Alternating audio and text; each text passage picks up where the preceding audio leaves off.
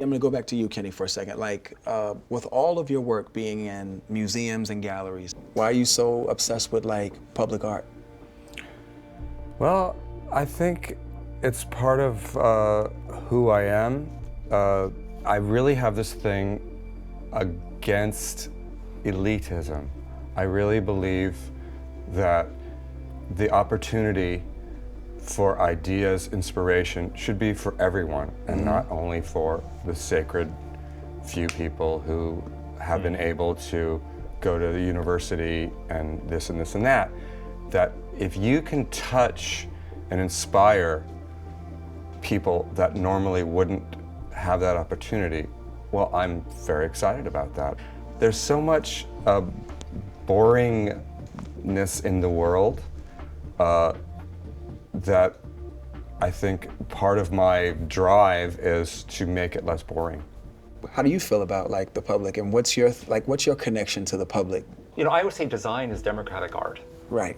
Which means everybody gets to, if you do something that's really inspiring and pleasurable and interesting, everybody, at least the majority, not everybody, majority can engage it, use it, and all that sort of stuff. I almost feel like I believe in a copyright-free world. Like a lot of my work is being copied, and I never have an issue with it whatsoever. Right. And I don't mind. Of course, the companies I design for, of course, it's different because there's probably some, money to be lost there. But I'm kind of a lot of times not only flattered, but I just feel like it's the world we live in now. And everybody seems to be getting more creative, which is kind of the world I want anyway. I love that idea that everybody can be expressive and all that, and people can think differently. I envy you in some ways because I've always been very excited and driven about design.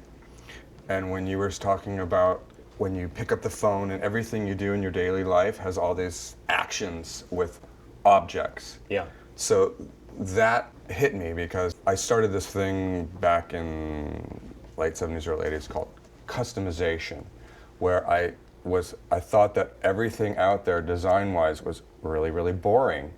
TVs, phones, blenders. So I was like, okay, I'm gonna go and personally change the surface of this object. So when I pick up the phone and dial my everyday boring thing that we do, I want to turn that experience and transform the experience of the everyday into, let's say, the magical. Mm-hmm. So I think that's something that the design has the power to do. For instance, like I see designs from the 50s, early 60s, that's what I'm so turned on by. They have a fantasy in them. Yeah. Mm-hmm. You look at the thing and wow, somebody had some other idea besides a function that it was fantasy. We're going to outer space here, and so you're thinking about outer space when you're driving your, car with the fins, or you're a rocket. Mm. It's all about the elevation of the mundane. Right. So right. I think what you're doing and actually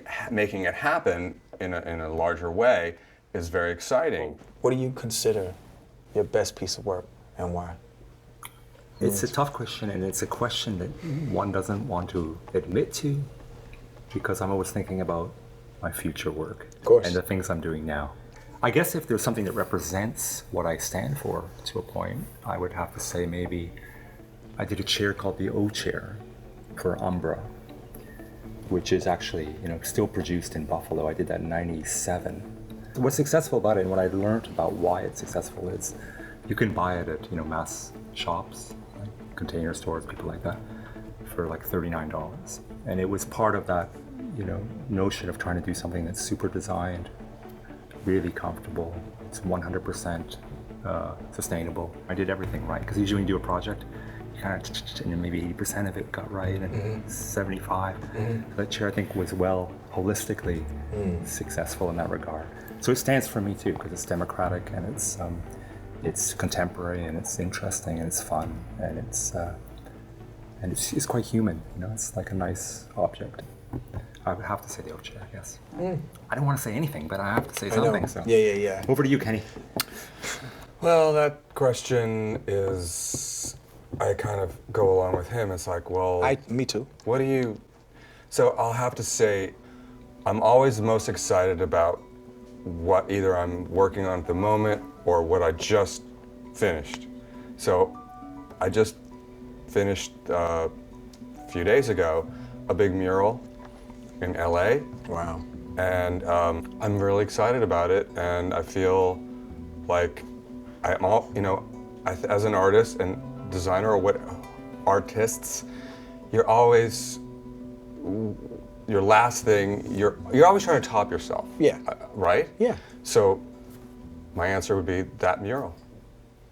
I want to thank you both, Karim you. and Kenny. This was cool, man. Sometimes it was like awesome to just sort of sit back and watch you guys like trade ideas where things might be slightly different, but to like be open to the other person's perspective, because that is what, I think we share a lot of similar. 100%. Yeah. Yeah. Today was a treat, man. Thank you so Thanks. much. Thank you. Thank you. Seriously, I'm walking away with a PhD right now. Thank you. Thank you. I was trained to be able to create an illusion. I would draw vases of flowers from the time that I was a child. Looking at those paintings, you probably see the promise in that child's eyes. But I absolutely had no idea the power of art, what art could be. That's the most important thing. The art's in you. I mean, it happens in you. It's about your possibilities, your future. That should be like people's daily affirmation. In the end, you really don't care about objects. You care about people. And that's really kind of the highest state that art can take you to.